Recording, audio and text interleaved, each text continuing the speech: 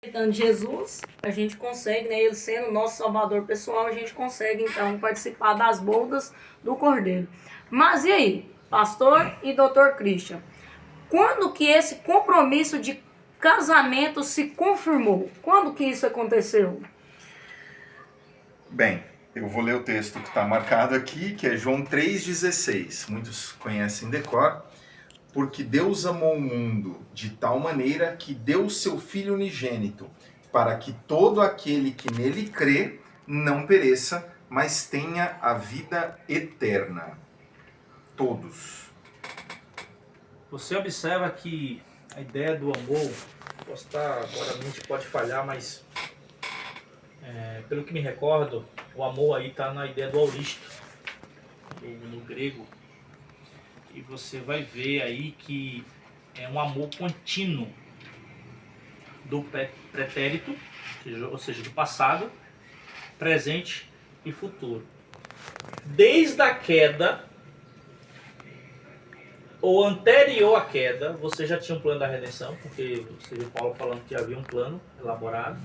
Você tem ali Deus falando que amou o mundo, né, desde a fundação do mundo ali, onde ele cria.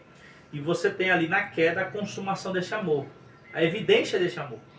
Você tinha um amor em hipótese, em possibilidade, em potência. Agora você tem um amor em ato, que se consuma quando? Quando o cordeiro morre.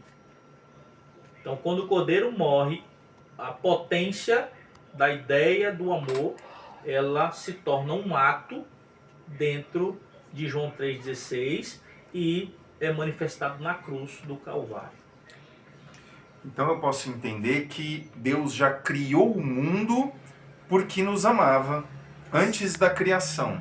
Mas esse amor, ele atingiu o ápice quando Deus enviou o seu Filho para morrer por nós. Seria isso então, pastor? É porque o amor, ele tem que ter evidências, né? Você fala que ama o seu filho, mas você não o alimenta. Não é amor.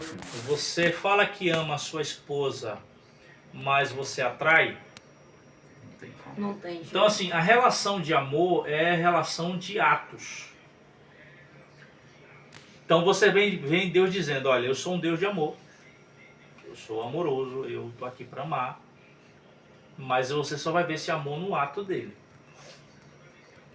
Você fica só pela fé. É tanto que essas circunstâncias, dentro do grande conflito, você vê Satanás dizendo que Deus é não é um Deus de amor. Olha, Deus não é um Deus de amor. A lei dele é pesada, é tanto que ele ataca a lei de Deus a todo momento e faz com que todos os seres humanos e criaturas desobedeçam. Né? Então, nesse elemento, você observe que, desvirtuando a ideia de um Deus de amor, e dentro do grande conflito, Deus diz a seguinte ideia. Tá bom, você está dizendo que eu não sou um Deus de amor, mas eu vou provar que eu sou um Deus de amor. E agora você observa o seguinte. Deus, em Cristo, da divindade. Eu não gosto de colocar segunda, nem primeira, nem segunda, nem terceira, porque é um só. Não tem subordinação. Entendeu? A Trindade não é subordinada. Apesar que dentro da ideia do grande conflito, dentro dos papéis, dentro do grande conflito, como a Bíblia apresenta, você tem uma subordinação. Né? Porque o pai foi acusado, o filho vem revelar o amor do pai e o espírito revela o filho. Né? Porque o foco é dizer que Deus é amor. Então, nesse aspecto, você só vê o ato de amor quando? Quando ele realmente diz assim, eu vou me entregar por você. Ele não devia nada, ele não fez nada de errado, ele deu tudo de bom, mas ele não pediu nada a você. Pelo contrário, ele se coloca em seu lugar, e você só o ama pela fé e o aceite o seu sacrifício. Olha o benefício da graça. Que maravilha, né? É diferente. E tem um aspecto interessante que, se você observar, os deuses pagãos são deuses expectantes, onde eles pedem para os seus adoradores, façam orgias para mim, se cortem, derrame sangue, sacrifique seus filhos. Eles pedem sacrifícios, Pedem né? sacrifício. É como se estivesse sentado no sofá e vendo as suas criaturas no caso aqui o contexto é a humanidade, o satisfazendo. Né? Se não me satisfazer, então eu não dou a bênção que vocês querem. Essa é a ideia dos deuses do mundo. Mas você vê a ideia do Deus bíblico, é ele se colocando no lugar do pecador, se colocando como homem de dor, deixando sua divindade, no caso a sua glória, né? Mas a divindade com ele ali, porque Cristo é 100% Deus e 100% homem, e se colocando no nosso lugar ali para poder mostrar realmente o amor do Pai. Enquanto outros deuses pedem sacrifício, o próprio Jesus, né, se sacrificou. tornou um sacrifício por cada um de nós. E ele então concretizou, né, o compromisso de casamento. E quando a gente fala de casamento, sempre vem falando do dote, né? Qual foi o dote que Cristo pagou, Dr. Christian? Na carta de 1 Pedro, capítulo 1, versículo 18 ao 20, diz assim: sabendo que não foi mediante coisas corruptíveis, como prata ou ouro, que fostes resgatados do vosso fútil procedimento que vossos pais vos legaram, mas pelo precioso sangue, como de cordeiro sem defeito e sem mácula, o sangue de Cristo, conhecido com efeito antes da fundação do mundo, porém manifestado no fim dos tempos, por amor de vós. Aquilo que a gente estava conversando sobre ato, né, potência e ato, né? Você tem o amor na potência da fundação do mundo. Agora você tem a consumação do ato, quando você vê sua criatura padecendo e se colocando no lugar dela para resgatar ela. Então você vê que o sangue de Cristo, você vai observar que capítulo 4 e capítulo 5 do Apocalipse tem duas ênfases. A primeira ênfase é Deus é criador, né? E João fala que todas as coisas são feitas para ele, por ele, e ele estava com Deus. Você vê Paulo dizendo que ele fez tudo para ele, por meio dele se fez, né, pela palavra, etc. E você tem no capítulo 5 de Apocalipse dizendo, olha, digno é o cordeiro que foi morto. Então, assim, é o que Paulo vai falar, eu acredito que é Paulo em Hebreus, que sem derramamento de sangue não há remissão de pecados. Ou seja, precisa da morte consumada desse Deus. Aí também a gente pode botar um parênteses aqui para poder acalmar o coração daqueles ansiosos para a compreensão do que não foi revelado. Deus morreu na cruz. O homem morreu na cruz. Como isso se dá, é mistério da piedade. Você pode revirar, desrevirar, pensar, mas você não vai entender, porque você é finito. Somos finitos. E Deus não revelou isso para nós. Nossa compreensão é pequena. Só Deus para compreender o que realmente Ele fez. E como Ele fez. Porque não foi um boneco que morreu na cruz. Não foi um homem possuído que morreu na cruz. Foi Deus encarnado. Por isso, eleva o quanto o pecado é nocivo. Só Deus poderia pagar esse preço. Nenhuma criatura poderia pagar o preço do pecado. Que preço grandioso, né? Então nós podemos declarar que ao morrer na cruz, Jesus pagou o dote, a sua justiça e seu caráter foi vindicado perante o universo. Certo. Pastor Django e Dr. Christian, a gente muito se vê falando sobre a segunda vinda de Jesus. Mas como nós devemos nos preparar para a segunda vinda dele? Em Hebreus, capítulo 12, no versículo 14, diz assim: segui a paz com todos e a santificação, sem a qual ninguém verá a Deus. Mas o que seria essa santificação, pastor? A santificação é o processo que o crente, né, o cristão, passa pela vida inteira de renúncia. Um chamado que Cristo faz para nós é: negue a si mesmo, tome a sua cruz e me segue. Um parêntese bem claro para você que está me escutando aí no seu lar: a sua cruz não é o seu esposo, não é o seu filho, não é o patrão, sei lá o que você pode pensar. a sua cruz é você mesmo. Com todo respeito, todo carinho, eu e você somos insuportáveis. Então, a cruz é negar a si mesmo, tomá-la e seguir. É você que é a cruz. Então, você tem que sacrificar as suas paixões e as suas vontades para fazer a vontade do Pai, assim como Cristo fez. E é um processo de um ato? Não, é um processo de uma vida inteira. É de uma vida inteira. Enquanto houver fôlego de vida, você tem que se sacrificar, como Cristo se sacrificou para fazer a vontade do Pai. Qual é a vontade do Pai? Guarde seus mandamentos. Vive em obediência. Mas, eu posso em algum momento fraquejar?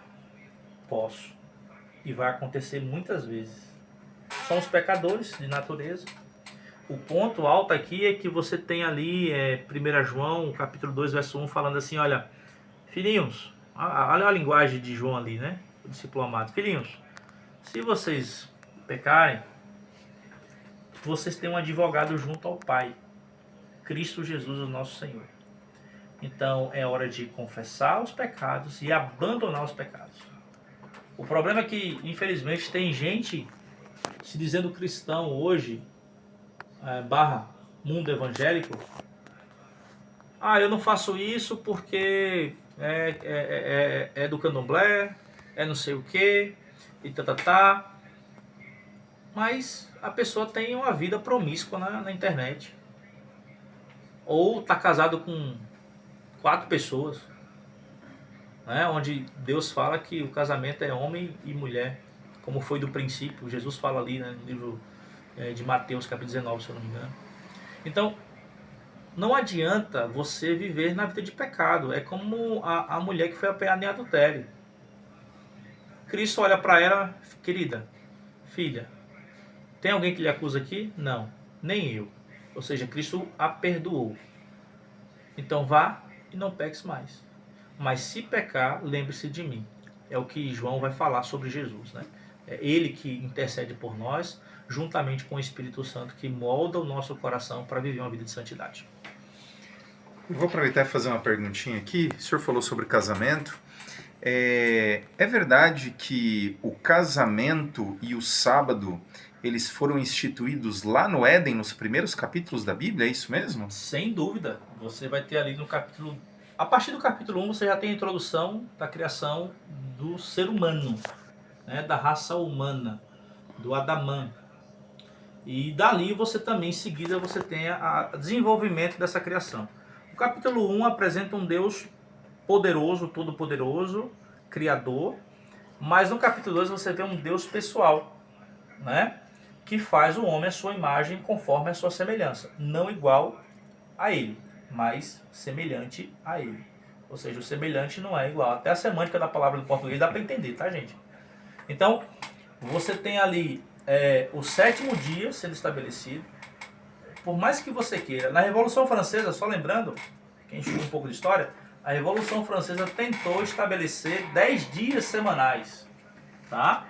10 dias semanais. E não conseguiram.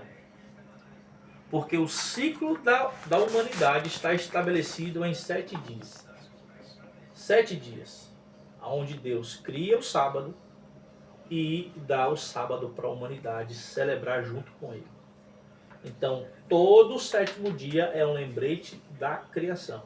O problema é que, infelizmente, tanto teólogos católicos, protestantes, romanos, né, e como teólogos protestantes, aludem o texto do Antigo Testamento, diminuindo o que ele representa para tirar a ideia de um Deus criador, de um Deus que pode fazer o que está dito ali, e você ali fazendo isso, você tem a diminuição do casamento e do 7º dia e de outras coisas mais.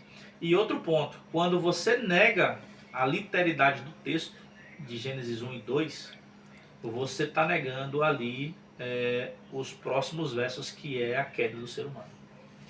Então, se não existe ali, se não é literal aquilo ali, porque Jesus disse que era literal. Ele fala, lembra do princípio que Deus criou homem e mulher? Então é literal. Jesus acreditava na literalidade do texto. Aí você vem nos dias de hoje dizendo, não é literal não. Então eu fico com Jesus, tá? Então, nesse aspecto, a criação são 7 dias. O sábado foi feito na criação. E o casal também foi feito na criação, antes do pecado. Vou aproveitar um pouco meu conhecimento científico aqui. Eu não sei nem se vocês sabem, mas anualmente, gradualmente, a ciência ela vem comprovando muitas coisas que a Bíblia fala. Uma das coisas que a Bíblia fala é que a fé ela é boa, né? Ela faz bem. E nos congressos científicos que eu tenho ido, nós temos cada vez mais falado sobre como a fé ela é curativa. Isso não é apenas religião, isso é ciência. Então, na verdade, a ciência ela só vem comprovando aquilo, né, que a Bíblia mostra. E uma coisa interessante que o senhor comentou é sobre o descanso semanal. A ciência mostra que o nosso corpo físico ele precisa de descanso diário e precisa de descanso semanal. Então a mudança de rotina semanal, em que você para de trabalhar e você passa a servir ou passa a adorar, isso é bíblico, obviamente, a gente está falando sobre isso, mas a ciência ela tem comprovado isso. Corrobora, né? Sim. Corrobora sim, a ciência tem corroborado muito com o que o texto sagrado já foi dito. Mas só ressalta a todos que buscam até uma compreensão mais profunda do mundo, porque a ciência é divina, tá? A matemática, todo o saber, né? A biologia, a química, é derivado de Deus. É dele que estabeleceu isso, né? Há quem acredita que tem a digital de Deus, né? Naquela perspectiva do 3, né? Fibonacci. É isso mesmo, eu estava esquecido o nome, né? Fibonacci. O diagrama de Fibonacci, né? Então, você vê ali a digital de Deus, né? Na criação estabelecido isso.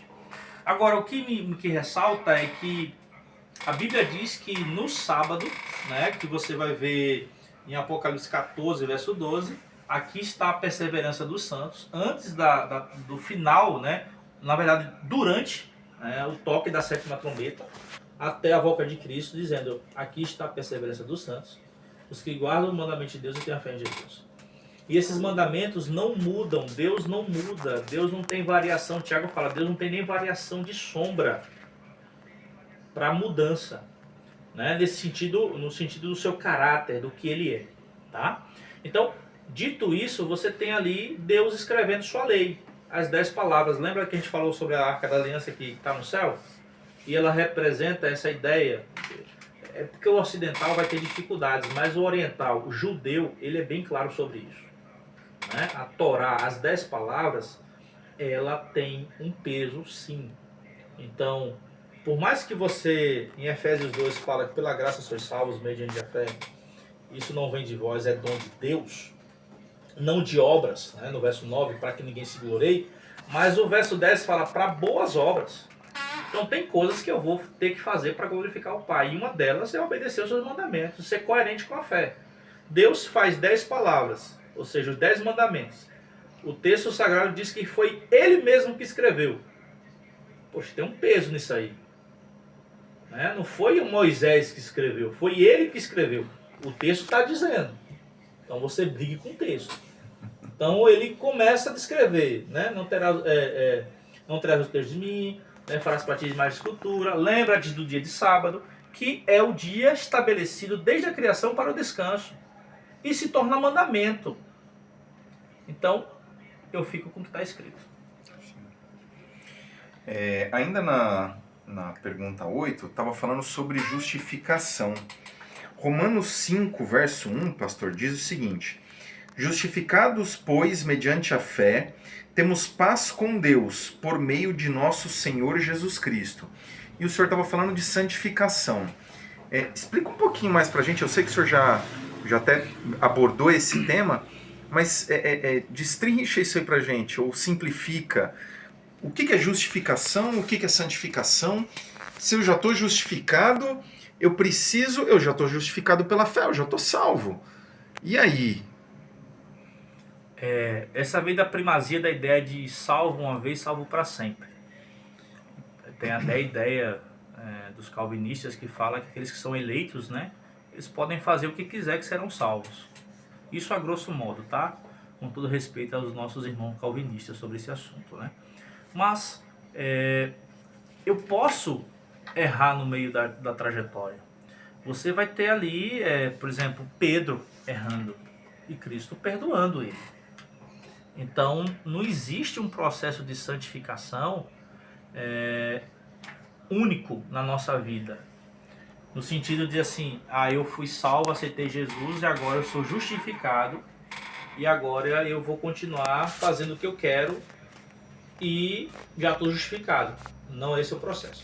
Santificação é um processo de obediência a Cristo pelos seus mandamentos e é um processo de uma vida inteira. Se você errar, você clama a Cristo e aí você é perdoado.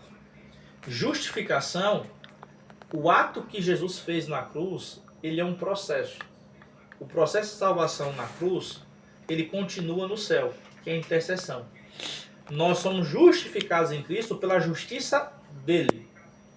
É justiça imputada em nós, colocada em nós, se nós aceitamos o ato dele.